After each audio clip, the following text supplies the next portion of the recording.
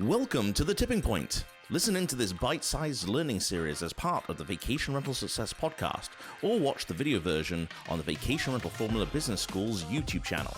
This episode is brought to you by the kind sponsorship of PriceLabs, who will help increase your revenue and occupancy with their dynamic pricing and revenue management tools. PriceLabs have just launched their 2023 breakthrough release of the next generation of revenue management. This brand new cutting-edge solution leverages hyper-local data to optimize rates and increase your revenues like never before. Visit the link in the description of this episode for more information. Get ready to fire up your business. Here's your host, Ed the Bear. So welcome back to another episode of The Tipping Point. This week we're diving into an aspect of business that can seem perhaps a tad dull, but I promise it's like the trusty recipe card for Grandma's secret cookies. You're so glad she took the time to write it out so generations to come can benefit.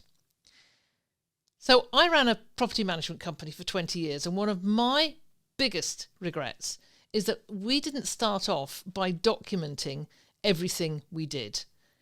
Like many entrepreneurs, I kept everything in my head, and it wasn't until much later on we started to write it all down, and wow, what a lot of time that saved going forward. So today we're talking about standard operating procedures, or SOPs, or you could also call them smooth operations processes.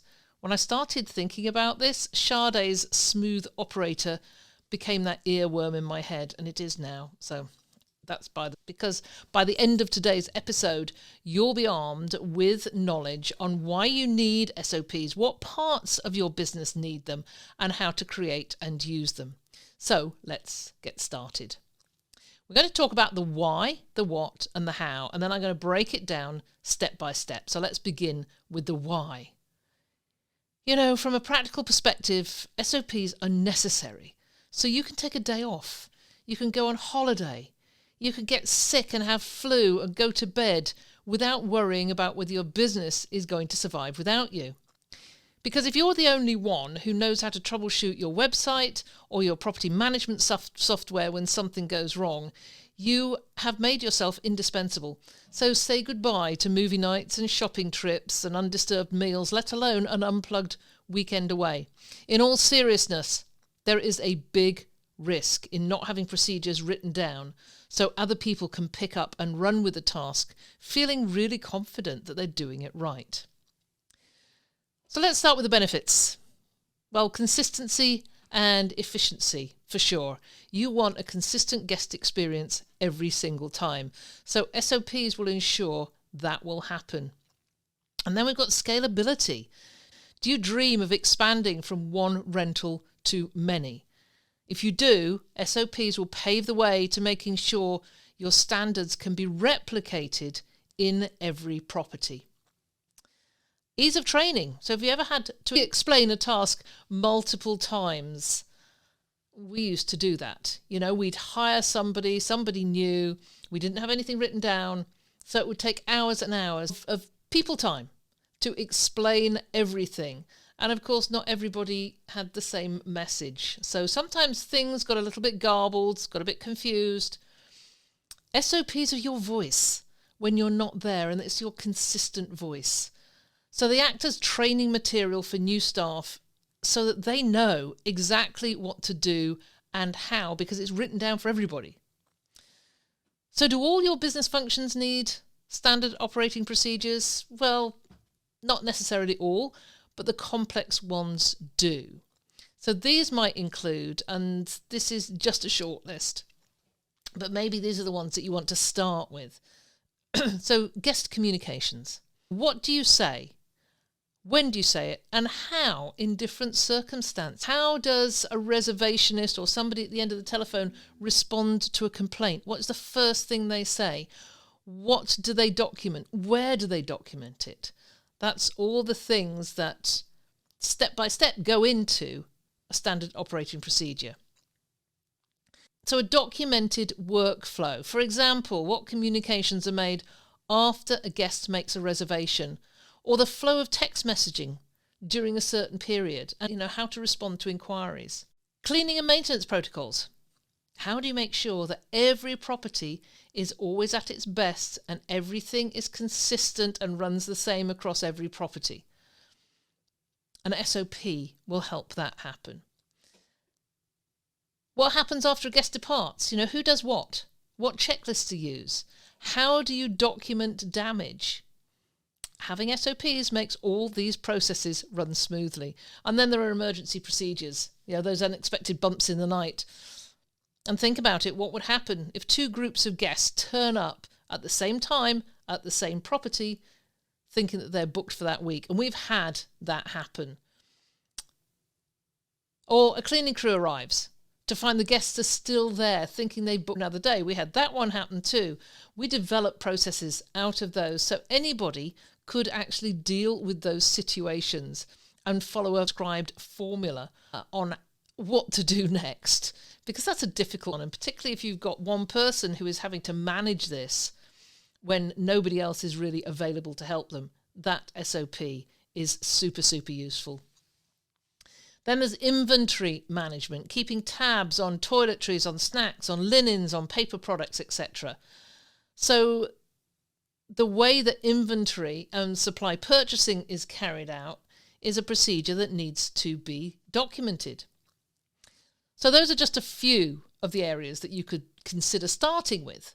So now you're going to craft your SOP. Let's go back to the food. Obviously, I'm hungry, but imagine you're writing down your favourite family recipe. You'd have to have detail, clarity, and maybe even some photos.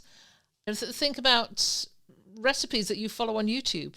Everything is clear, it's detailed, and it's very clearly laid out. So here's the steps. First of all, you identify and document the process. Maybe you start with a bulleted list or a flowchart, and then write down all the separate steps in the process. For example, a simple one is just taking a booking over the phone. And I'm sure for you, if you think, I'm going to take a booking over the phone, this is what I do, it's in my head. But what would happen if somebody came along that was looking after your function because you're not available to do it? Would they be able to follow every single step? So you would then add the details, including any time frames or deadlines for each step. And this helps manage expectations and ensure tasks are completed promptly. Then you identify the tools or software needed and any possible outcomes. Then the next thing, having documented or written down all these things that people need to know, you then review it with a fresh pair of eyes. Have someone who's not familiar with the task read it and try to execute it, and then refine it based on their feedback. And then you clearly define the roles and ensure that everyone knows their part in the process, because that prevents confusion and streamlines the execution of any function. So how do you create these things? Well, you'll use various formats depending on your needs and preferences. So text documents are probably the most common format, PDFs and Word documents used on maybe cloud-based platforms like Google Drive. They're versatile, they can be shared, they can be printed. You can use headings and bullet points and tables to make it visually appealing and easy to navigate. And then video through Loom or even YouTube, super useful to demonstrate things like going through your property management software on one specific aspect of it. Anything really, any process that benefits from visual demonstration, you'd use a video SOP. Think about updating a listing, for example. That would be so easy, just to do a quick Loom video to show somebody how to do it.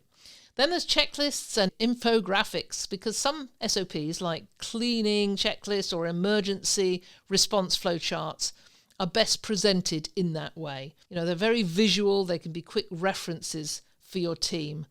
And an example would be perhaps a guest check-in PDF, a document that outlines the steps for guest check-in, includes key handovers, welcome messages, how lockbox codes are changed, any emergency contact information. And then maybe you'd use Loom for a cleaning video, recording a video that demonstrates the cleaning process for your rental property, highlighting key areas where things are kept and the cleaning products to use. And that's super useful for anybody that's coming in new to a cleaning role. And an emergency response flowchart is especially helpful, outlining the steps to take during an emergency, with evacuation routes, contact numbers and safety protocols, so everybody is doing the same thing. We use SOPs here at the Vacation Rental Formula Business School. For example, the beginning to end of a podcast episode has 25 steps and involves 3 people plus a guest if I'm interviewing somebody. And every person has their specific tasks. And since we introduced that, things have got so much easier. So SOPs are essential, really, for new staff and team training. They're like Ikea instruction booklets. And so just think of your SOPs in the same way for your new staff. So you'd perhaps start with an overview of all SOPs, everything you've got, and then there'll be role-specific training where it's narrowed down to processes relevant to their role, and then some on-the-job practice where you allow them to execute the SOP with some supervision. And then finally, a feedback loop, creating a space for questions and suggestions, because your SOPs should be living documents and that they evolve with all the feedback. So in closing, just imagine a world where Grandma didn't write down her secret cookie recipe. That delicious legacy would end. And similarly, by not having SOPs, you risk inconsistency, inefficiencies, and a lot of unnecessary stress. Remember, whether you're building an IKEA masterpiece, baking cookies, or running a flourishing short-term rental business, having a clear set of instructions makes life so much easier. To make life easier for you, we've helped out by creating some templates for some SOPs, and they're pretty generic, but it will give you an idea of how to kick off. So just go, if you're watching this on YouTube, you just go down below to the description and you can download those templates, or if you're listening to this on the podcast, go to the show notes and you'll find the link there. Thanks so much for listening. Get going on those SOPs, and I'd love to hear from you if you already have some in place and there's some that I've missed that you think perhaps should have been included. Thank you. We hope you enjoyed this episode of The Tipping Point.